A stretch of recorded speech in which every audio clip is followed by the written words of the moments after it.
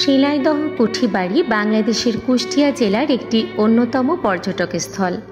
এটি কুষ্টিয়া জেলার কুমারখালী উপজেলার পদ্মার তীরে অবস্থিত। কুষ্টিয়া শহর থেকে 7 কিলোমিটার মাইল উত্তরে অবস্থিত। এটি বিভিন্ন বাগান ও পুকুর সহকারে প্রায় 11 একর এলাকা জুড়ে বিস্তৃত। সম্পূর্ণ কুঠিবাড়িটি বেষ্টনী প্রাচীর দিয়ে ঘেরা। কুঠিবাড়িতে ছোট বড় মিলিয়ে মোট 15টি কক্ষ রয়েছে। বর্তমানে শিলাইদহ কুঠিবাড়ি সংরক্ষিত একটি জাতীয় ইমারত। সরকারি উদ্যোগে এখানে ঠাকুর স্মৃতি জাদুঘর প্রতিষ্ঠিত হয়েছে।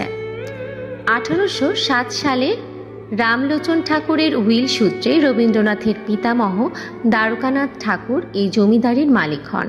রবীন্দ্রনাথ জমিদারি দেখাশোনার দায়িত্ব নিয়ে প্রথম শিলাইদহে আসেন 1889 সালের নভেম্বর মাসে। জমিদারির দেখাশোনা করতে রবীন্দ্রনাথ ঠাকুর কৈশোরে এবং তার পরবর্তীকালেও মাঝে মাঝে এখানে আসতেন এবং এই কুঠিবাড়িতেই থাকতেন। তবে পরবর্তীকালে বন্যার সময় পদ্মার ভাঙনে পুরনো কুঠিবাড়ির নিকটবর্তী এলাকা পর্যন্ত বিলীন হওয়ার আশঙ্কা দেখা দিলে এই পুরনো কুঠিবাড়িটি ভেঙে ফেলা হয় এবং পুরনো ভবন সামগ্রী দিয়েই নতুন কুঠিবাড়িটি নির্মাণ করা হয়। 1891 থেকে 1901 সালের মধ্যে 1 দশকেরও বেশি সময় ধরে রবীন্দ্রনাথ অনিয়মিত বিরতিতে এখানে অবস্থান করেছেন।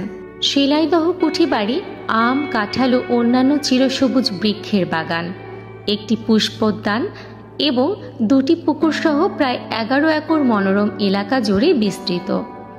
শিলাইদহে রয়েছে গ্রামীণ পরিবেশ আর মনোমুগ্ধকর প্রাকৃতিক সৌন্দর্য। কুঠিবাড়ি ভবনটি একটি বেষ্টনী প্রাচীর দিয়ে ঘেরা। দক্ষিণ দিকে অবস্থিত একটি সাধারণ অথচ আকর্ষণীয় প্রবেশ তোরণ পেরিয়ে এতে প্রবেশ করা যায়। নিচতলা ও দোতলায় বিশাল কেন্দ্রীয় হলকক্ষ সহ এতে বিভিন্ন আকারের মোট 15টি কক্ষ রয়েছে। নিচতলা ও দোতলার উন্মুক্ত ব্যালকনিগুলো রানীগঞ্জ টালি দিয়ে তৈরি ঢালু ছাদ দ্বারা আংশিক আচ্ছাদিত। নিচতলার উপরের মধ্যবর্তী অংশে রয়েছে ত্রিকোণ প্রান্ত বিশিষ্ট একটি ঢালু ছাদ। দোতলার উপরের পিরামিড আকৃতির ছাদ ভবনটিকে আরও বৈচিত্র্য এনে দিয়েছে। সময় পেলে আপনিও ঘুরে আসতে পারেন এই কুঠিবাড়ি থেকে।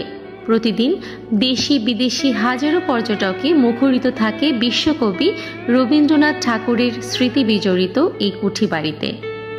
ধন্যবাদ সবাইকে।